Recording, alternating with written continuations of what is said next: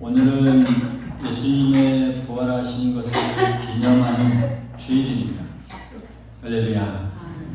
예수 그리스도께서는 십자가에서 죽으시고 사흘 만에 부활하셔서 지금 하나님 우편에 앉아 계십니다. 할렐루야. 주님께서 다시 살아나셨습니다. 주님은 살아 계십니다. 이 사실만큼 우리에게 기쁜 일도 없을 것이며 또 너무나 기뻐할 수밖에 없는 아름다운 메시지입니다.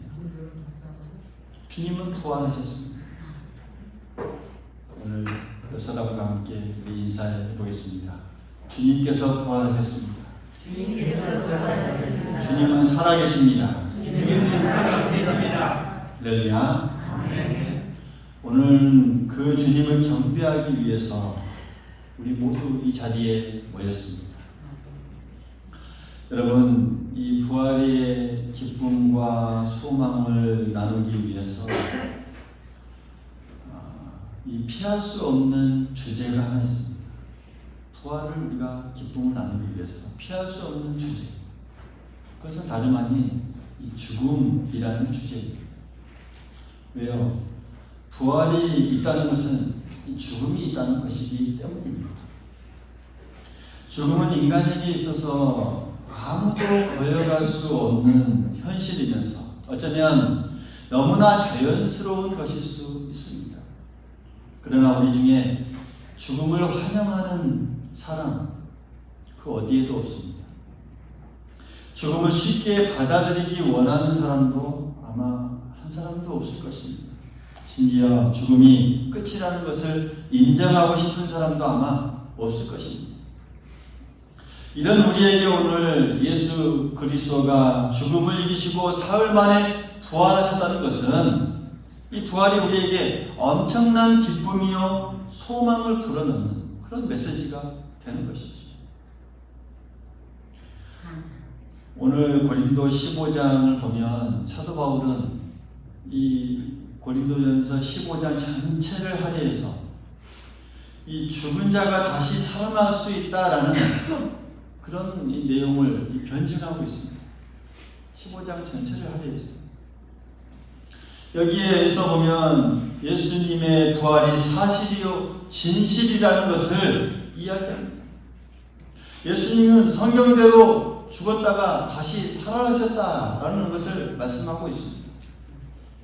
부활이 어쩌다가 일어난 어떤 사고나 어떤 돌발적인 일이 아닌 오랜 전부터 예고된, 그러니까 수백 년 전부터 구약의 선지자들로부터 영광을 받아 장차 오실 하나님의 아들로서 죽음을 이기고 다시 살아날 것을 많은 곳에서 예언해 놓았습니다. 주님께서도 요나를 예로 들어서 부활을 말씀하셨죠. 마태복음 12장 40절에 보면 요나가 밤낮 사흘 동안 큰 물고기 뱃속에 있었던 것과 같이 인자도 밤낮 사흘 동안 땅속에 있으리라.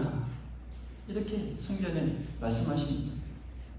주님도 무덤에 사흘 동안 있을 것이고 요나가 사흘 후에 살아나온 것처럼 부활하리라 라는 그런 의미입니다. 이렇게 부활이 진실이라는 가장 중요한 단선이 그 성경 말씀대로 주님은 부활하셨습니다. 할렐루야. 할렐루야. 또 이 부활을 목격한 자들이 오늘 말씀을 보면 많이 있다라고 바울은 말하고 있습니다. 5절 이후에 보면 바울이 언급한 사람들의 이름이 쭉 나오죠. 베드로를 포함해 12제자와 또 500여 명이나 되는 형제들, 그리고 야고보까지도 모두 부활하신 예수님을 본 목격자들임을 분명히 밝히고 있습니다. 이어서 자신이 부활의 간증이기도 한다라는 말을 합니다. 제일 마지막에 그 부활을 본 사람이 이 바울 자신이다라는 것을 간증하고 있죠. 예수 믿는 자들을 핍박하려고 다메섹을 향해 가던 중 갑자기 부활하신 예수님이 그를 찾아왔다는 것이죠. 그러면서 그는 영광스러운 빛 앞에 거꾸러지면서 간신히 눈을 뜨고 부활하신 주님을 직접 보았습니다. 사도 바울은 예수님이 부활하셨다는 것을 확실히 증언할 수 있는 가장 확실한 간증자였던 것입니다. 이처럼 예수님의 부활은 우리가 부인할 수 없는 역사적인 진실입니다. 진실이기 때문에 복음이 지금도 땅끝까지 증거되고 있습니다. 진실이기 때문에 지금도 지구상에 있는 수십억의 사람들이 예수의 이름을 부르면서 무릎을 꿇고 경배하고 있습니다. 꾸며낸 이야기에 누가 생명을 걸겠습니까? 꾸며낸 이야기에 누가 변화를 받을 수 있겠습니까? 진실입니다. 할렐루야. 할렐루야. 예수님은 오늘도 살아 계십니다. 지금도 살아 계십니다.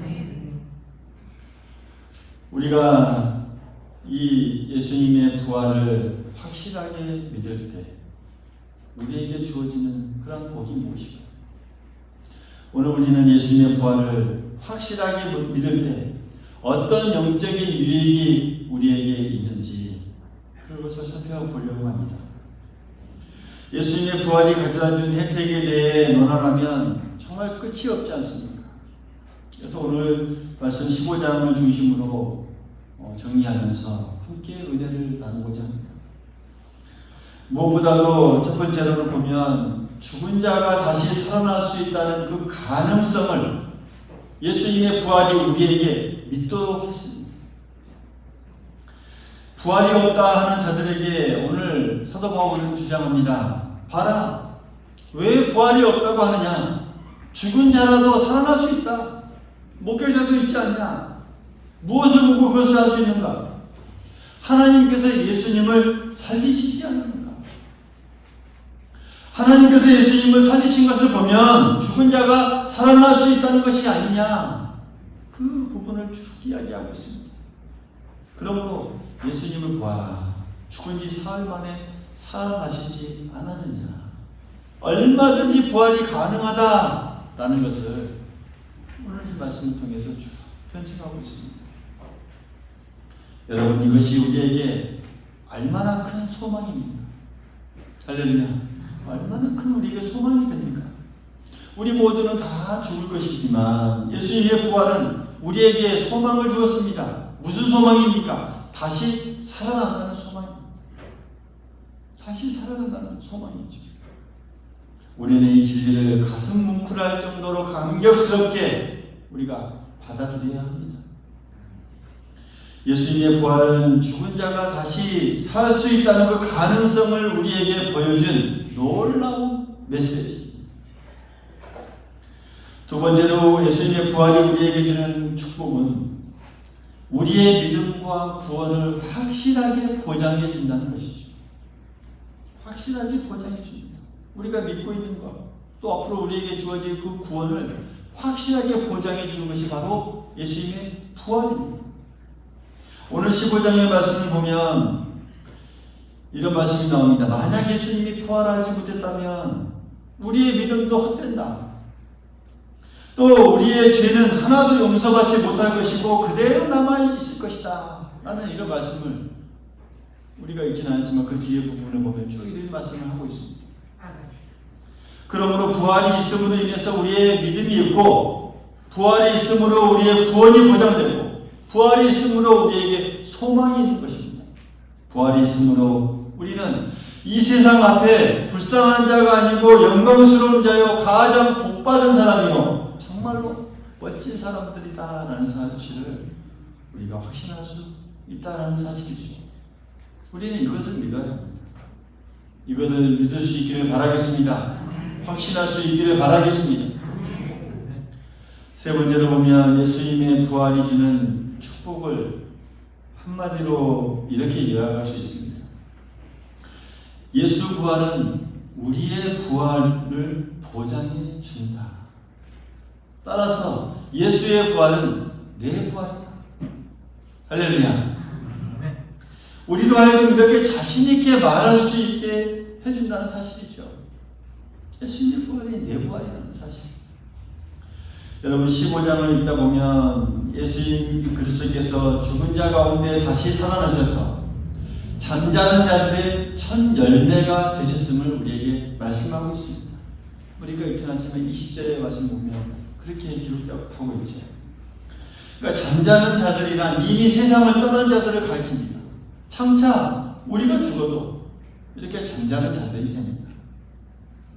부활하신 예수님께서 세상을 떠난 모든 사람들, 즉 먼저 간 성도들의 첫 열매가 된다는 그런 말씀입니다. 이 말씀은 예수 믿고 따라올 모든 성도의 부활을 이제 보증한다는 말씀입니다. 할렐루야. 장차 예수님을 믿고 장차 거기를 따라갈 모든 그 죽은 자들, 거기에 따라올 모든 성도의 부활을 보증한다는 그런 말씀입니다. 따라서 앞으로 모두 예수님처럼 부활하게 될 것을 알 수 있다는 이야기입니다. 여러분, 이것이 얼마나 우리에게 기쁨 있고 정말 신나는 일입니까? 우리도 예수님처럼 부활할 수 있다는 것을 정말 느낄 수 있는 것, 알 수 있다는 것, 또 이렇게 보증을 해주셨습니다. 사랑하는 성도 여러분, 예수님이 우리에게 주시는 이 구원, 하나님께서 우리에게 주시는 이 구원은 완전 구원입니다. 완전 구원. 다시 말하면 영과 육의 이 완전한 구원을 말합니다. 예수님이 죄를 마시기 전에 세상에 살다가 우리가 죽으면 우리의 영은 하나님의 나라로 가죠. 그러나 그것은 어디까지나 하나님의 나라에 머무는 것뿐입니다. 완전한 구원이 아니라 하나님의 나라에서 우리의 육신과 영이 결합하는 그 영화로운 때를 기다리고 있는 것입니다. 완전한 구원은 우리의 영혼만 아니라 우리 육신도 구원받는 것을 말합니다. 그래서 우리의 영과 육이 결합해서 마치 부활하신 예수님의 영광스러운 모습을 그대로 닮아 주님과 함께 그 영원히 살도록 하는 것이 바로 완전한 구원을 말합니다. 그러니까 이렇게 될 때 영화롭다라는 표현을 쓰는 것입니다. 영화롭게 되는 것이죠. 이때가 바로 영화로운 때가 되는 것이죠. 이 구원을 우리가 기다리고 있습니다. 그러므로 예수님의 부활은 내 부활이 됩니다. 할렐루야. 한번 따라해 보십시다. 예수님의 부활은 내 부활입니다. 예수님의 부활은 내 부활입니다. 어떤 신학자가 이런 말을 했습니다. 부활절은 예수님의 부활로부터 시작하여서 우리 성도의 부활로 끝난다. 그러므로 우리는 이 두 개의 부활절 사이에 살고 있다. 이렇게 말했어요. 예수님의 부활과 우리의 부활 사이에 우리가 오늘을 살아가고 있다는 말씀입니다. 그러면서 이렇게 말합니다. 그러므로 우리는 예수님의 부활이 주는 그 믿음의 능력을 가지고 우리의 부활을 향해서 달려가는 사람들이다. 이렇게 말합니다. 여러분, 얼마나 멋진 말입니까? 놀라운 말이죠. 예수님의 그 부활, 또 우리가 경작할 그 부활, 그 사이에서 우리가 살아가고 있습니다. 그리고 예수님의 부활이 주는 그 믿음의 능력을 가지고 또 우리의 부활을 향해서 열심히 달려가는 사람들이 바로 우리라는 것이죠. 따라서 우리가 예수의 부활하심을 확실하게 믿는다면 그때부터요, 이 죽음을 바라보는 생각이 완전히 바뀔 수밖에 없습니다. 완전히 바뀝니다.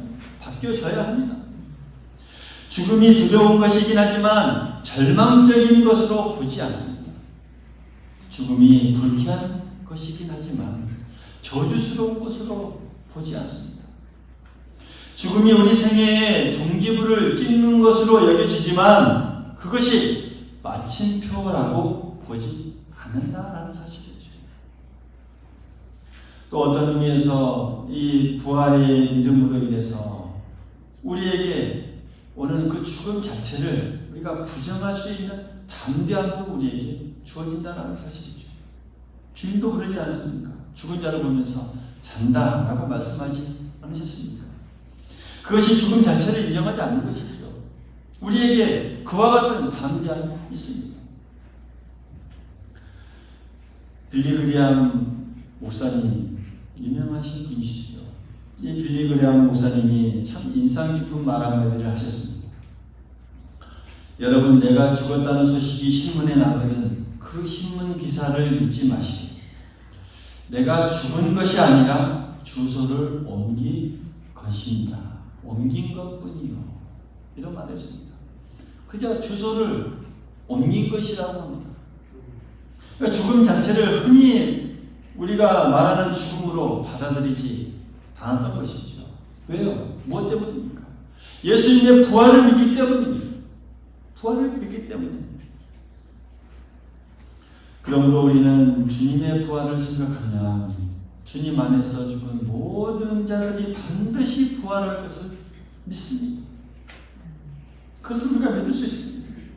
또한 지금 이 세상을 살면서 몸으로 고통을 당하고 있는 사람이거나 질병을 가지고 치료받는 사람이다 할지라도 그 예수의 부활을 생각하며 그 부활을 바라볼 때마다 그 날이 되면 나도 예수님처럼 완전한 몸을 입고 영원토록 사는 하나님의 백성이 될 것이다 라는 이런 소망을 가지지 아니할 수 없다는 사실이죠. 우리 모두 이 부활을 통해 완성될 그런 영광스러운 존재가 된다는 사실 결코 잊지 마시기를 간절히 소망하겠습니다. 결코 잊어서는 안 됩니다. 부활을 통해서 우리도 완성될 그런 존재가 된다는 사실입니다. 여러분도 날마다 예수님의 부활을 묵상합시다. 할렐루야. 또 우리 자신이 부활할 그 날을 생각하면서 부활할 그 날을 늘 생각하는 그런 습관을 가지도록 하십시다. 그럴 때마다 이 세상에서 우리는 강한 자가 될 수 있습니다. 죽음 앞에서도 담대할 수 있다라는 사실이죠. 사랑하는 성도 여러분, 우리는 세상 사람이 아닙니다. 부활을 믿는 우리는 이 세상을 넘어선 사람들입니다. 하나님께서 오늘 우리 모두에게 이 부활의 기쁨, 또 부활의 소망, 이 부활의 이 능력이 날마다 샘솟듯이 우리의 삶 속에서 회복해 줄 수 있기를 간절히 소망하겠습니다. 그러한 믿음으로, 그러한 은혜로 우리가 부활의 기쁨으로 힘차게 달려가는 우리 인생이 될 수 있기를 간절히 소망하겠습니다.